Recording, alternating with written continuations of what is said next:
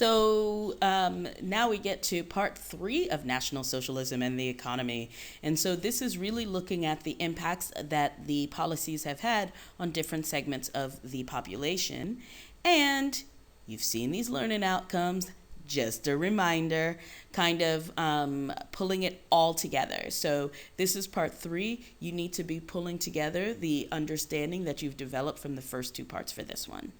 So we've spent some time looking at the various stages of economic policy, and so now it's time to look at what were the various impacts on different groups within the society.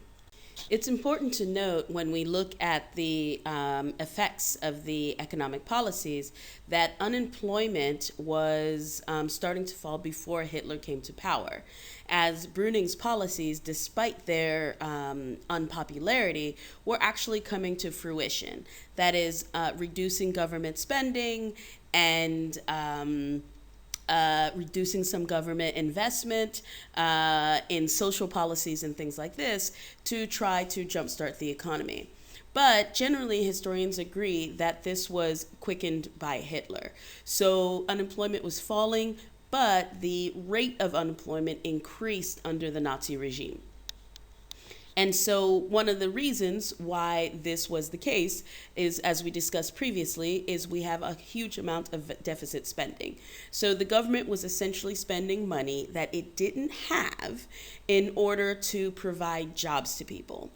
And governments are able to do this. And what it meant, well, the way they were able to do this was a lot of public work programs, as we've spoken about previously, to put people to work and to put money in their hands, thereby, the multiplier effect. And one of the other things that happened is the support of the car industry. There was a reduction of taxes on cars. There was a reduction of tax on gasoline. And of course, the building of the Autobahn increased desire and ability to use cars. So cars became more affordable and more practical. So people bought them, increasing jobs in this particular industry. There were cash incentives for women to leave the workforce. Unemployment is really not about how many people who don't have jobs, but how many people who want jobs who don't have jobs, or people who need jobs who don't have jobs. And the people who will be looking at the role of women within the Nazi regime will go into greater detail about this. But the idea is, by removing women from the workforce, reducing the number of women who are teachers, who are employed in the civil service, industry was encouraged to fire women. That means that there are more spaces available for men to work. And of course, though, the policy on women not being part of the workforce changes during the war when men are sent to the fronts and the war industry needs to be maintained. Of course, a really, really biggie is this armament policy. So now we have huge amounts of investment in the creation of arms, tanks, whatever men need to be outfitted to fight. And if you remember, part of what they had to do as part of the Treaty of Versailles was completely shutter the industries that made any kind of war material. Now that those have opened up, jobs are available. And then, of course, we have conscription into the armed forces. So we have massive numbers of young men and being employed in the military in various roles. And again, if you remember, part of Versailles was a reduction of the military down to 100,000 people maximum. Now we are employing millions of people. With all of that, you can see from this handy-dandy graph the fall of unemployment in Germany from 32 to 39.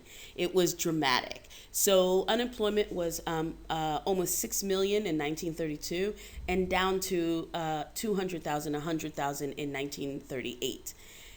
And by 1937, industry was producing much more than what the golden age of Weimar had been able to produce. So those graphs are available on the previous videos.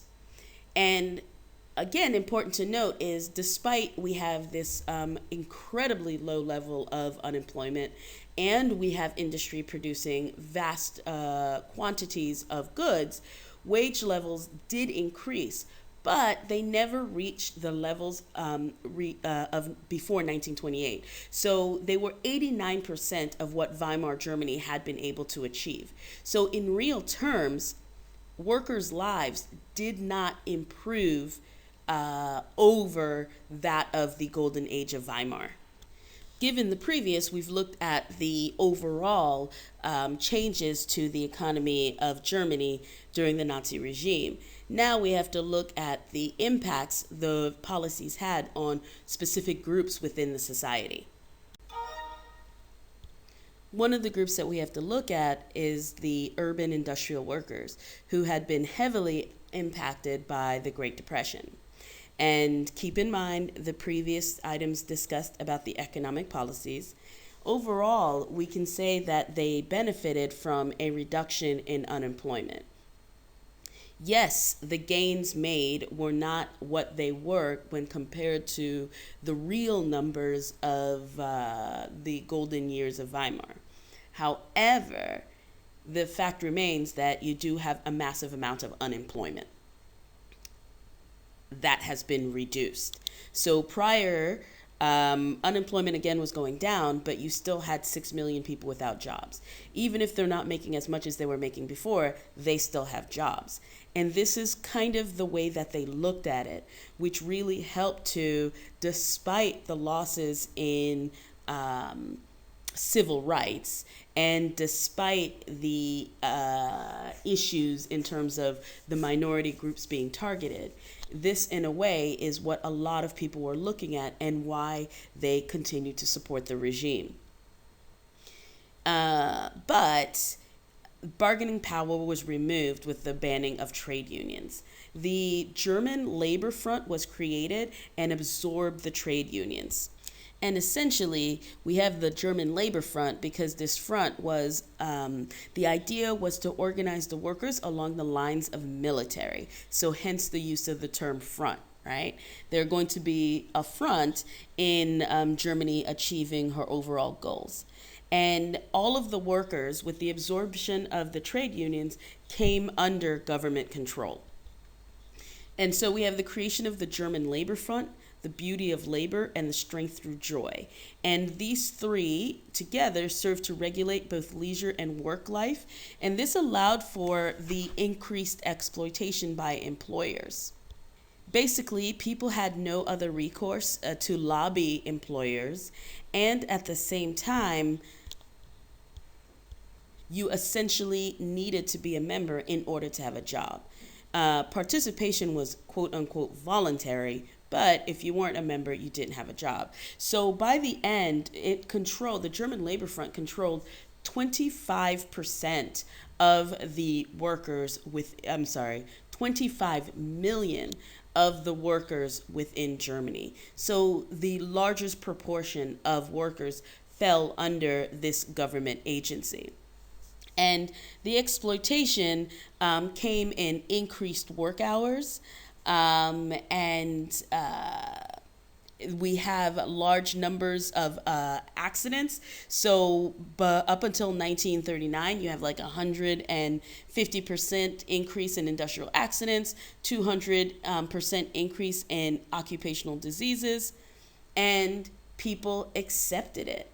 People accepted it because they had work. And people accepted it because of beauty of labor. Beauty of labor was essentially the propaganda arm of the German Labor Front. And this was a way of to communicate with people, to bring them into the fold, and to essentially get them to believe the message. So the next couple of slides looks at the strength through joy and the German Labor Front, and the propaganda was all. So looking at the German Labor Front, for example, we have again this taking over of people's lives, incorporating them more fully into the state labor apparatus. We have Christmas celebrations at Mercedes-Benz. Um, Kind of in a way getting people to be more involved with their workforce, so that increases loyalty. Here is a model factory. The design on the factory with the swastika in the middle is the design or the logo of the German Labor Front. And so it says here, we are marching with you. The idea of everybody being involved in this and everybody contributing to the greater whole. More propaganda that says, then as now we remain comrades.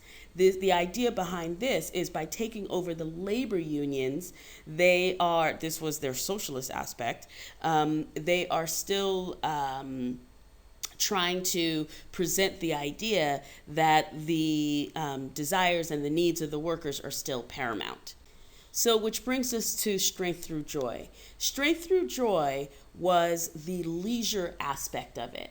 So the German Labor Front is looking at the work life, and another arm of it was to look at the leisure life. And so health was really important. Again, notice the design on the front of the dancing outfit. So dancing and gymnastics. So again, all aspects of your life, every waking moment essentially was spent being exposed to the ideas of the regime.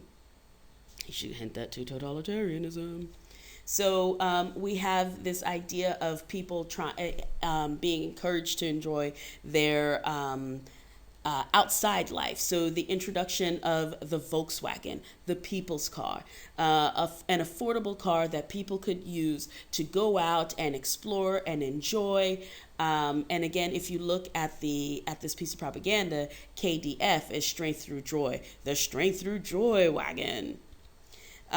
People are encouraged to take holidays. And one of the things that the Strength Through Joy does is provides an opportunity or subsidies for people to go on holiday. There were special hotels and campsites set up where people could go and hang out and have fun and leisure opportunities.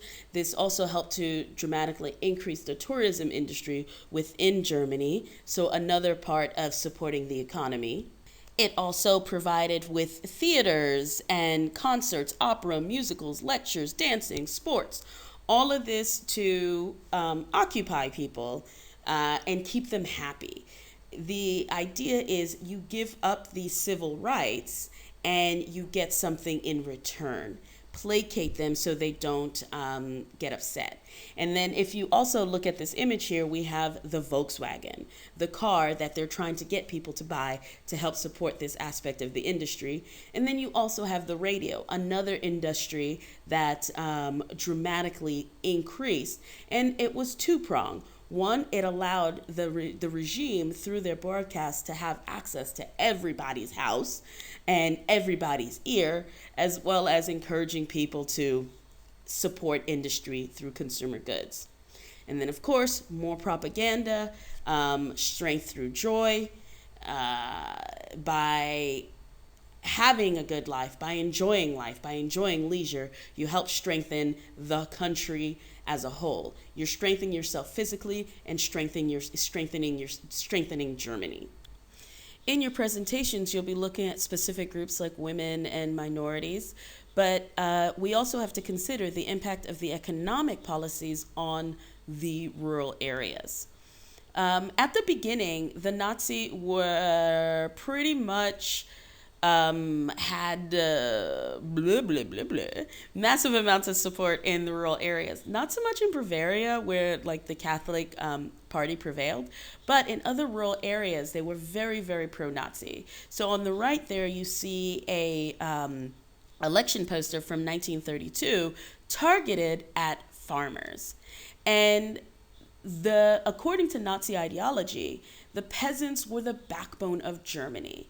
Basically, the idea is that without a strong peasantry, without respect given to this group of people, then the country will not be able to survive. This, of course, was idealized and unrealistic. And so what they tried to do is implement that ideology into law with the Entailed Farm Law of 1933. What it did is that it prevented subdividing and selling of peasant land. So if you had a farm and you had two sons, you couldn't break that farm up to give half to each son, nor could you sell a little bit of that land in order to raise income or something like this for investment. And so what this meant is there was very limited investment into the agricultural sector. People couldn't raise the capital in order to, say, buy machinery. So farming wasn't mechanized, which ultimately is going to reduce their efficiency and how much that can be produced. Larger tracts of land under machinery produces higher yields. So there's no consolidation of farms, there's limited mechanization, and it minimizes how efficient agriculture could be.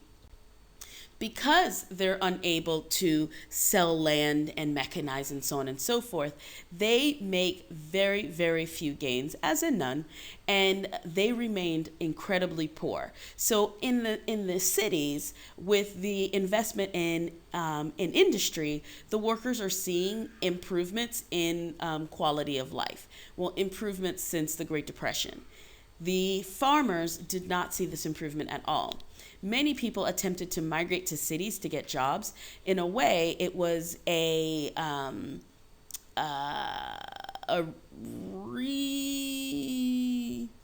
occurrence of what had happened during industrialization. People from the rural areas trying to move to the cities. And of course, many were limited because they had to stay on the farms. The people who really benefited weren't the peasants, but the rich landowners, because essentially land was unavailable to the market. This increases the value of land. And so the large landowners were able to be rich, like rich on paper.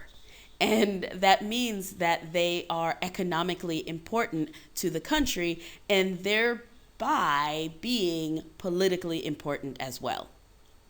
Again, continuing to look at the various sectors of German society, one of the things, of course, after looking at the economic policies, is to look at what the impact was on the business sector.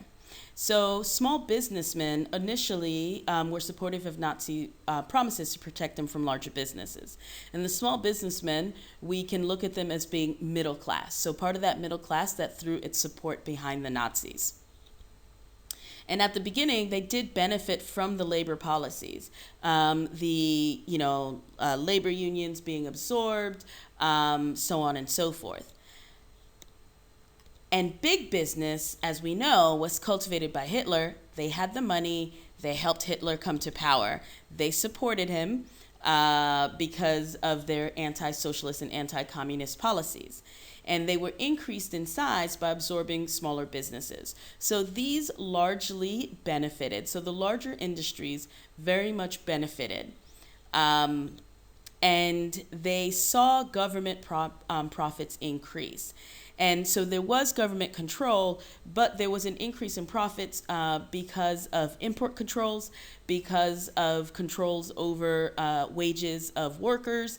And of course, now that people are absorbed into the National Labor Front, that means that you have fewer stoppages. The businesses are now able to exploit their workers more in terms of hours. They don't necessarily have to provide as much care and pensions and stuff like that. And big businesses collaborated very closely with the government over the war effort because they were benefiting, and very closely over the concentration camps. The ovens, the gases that were used to kill people in the concentration camps, all of those were developed by large German industries.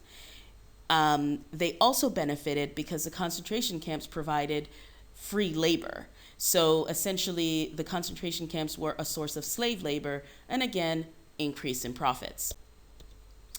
So again, while economy did improve with government investment, that investment was largely toward the war economy and not really felt by workers so much, not in a material sense.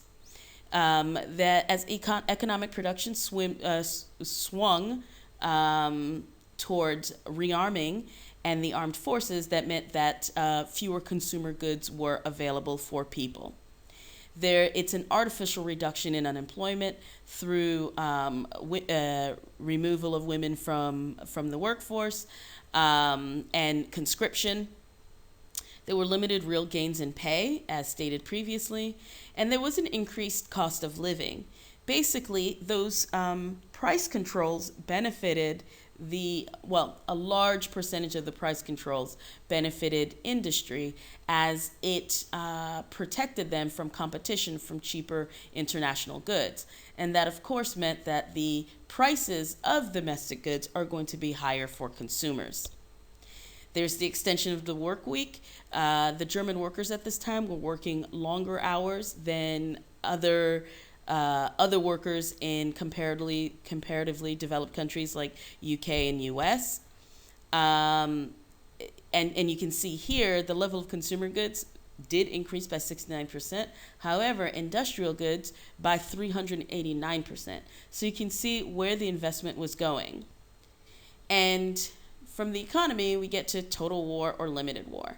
So there is some disagreement between historians or amongst historians about Hitler's mobilization of the economy towards war. Some people say that it was blitzkrieg the entire time that they fought the war, and that he never meant to mobilize the economy for war. And it was kind of piecemeal the entire time. And then he intended to have a series of blitzkriegs, and from these blitzkriegs, he would then be able to absorb and access additional resources and economies to expand the German economy. And, however, the use of blitzkriegs failed when he became trapped in a war of attrition with the USSR. Therefore, he never shifted completely to a total war economy, or rather, there was never a real plan for a total war economy.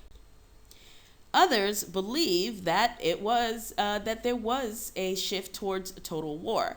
Overy, we've spoken of this guy previously, says that Hitler always aimed at developing a total war economy. The issue was that total war came before the economy was ready.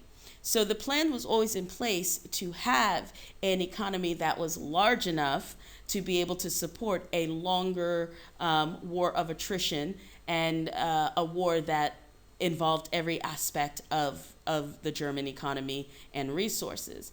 But that wasn't supposed to happen until 1943 to 45. That is when Overy believes that Hitler had planned for all to come to fruition to be ready for total war. And what we see is an economy that was in blitzkrieg that had to make the rapid shift because Hitler miscalculated with the invasion of Poland. And so he did not expect Poland to spark a pan-European war. We'll look at that a little bit more when we look at Hitler's foreign policy. And so this total war broke out 4 years at minimum, 4 years before the German economy would have been minimally ready for such a war. And so at the time, the economy could only support blitzkrieg strategies. One of the things about these two arguments is when we get to the results of World War II and we look at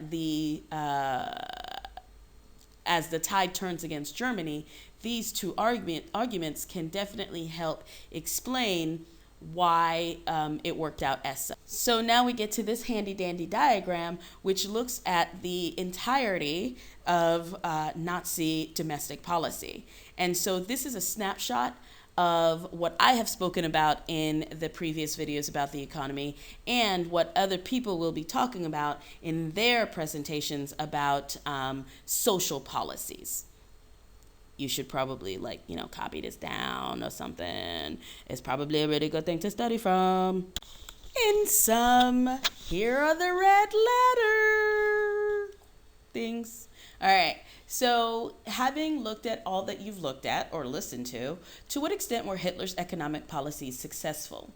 So, this is a question that you can often see on the exam.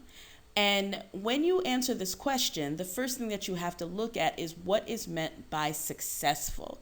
So, in your introduction, you have to kind of define what you mean by successful and then build your question based on that. So, in looking at whether or not it's successful, you can consider what are the overall goals of the economic policy and to the extent that those goals were met. That looks at success. You can look at it in terms of real gains. Sure, maybe they met something and they were improvement, but how substantial and how real were those gains as compared to something else? You can also look at it in terms of impacts. So now we get to the part that you guys love the best. And surprise for today is, how do you catch a fish without a fishing pole? You're stumped, aren't you? With your bare hands! You're welcome.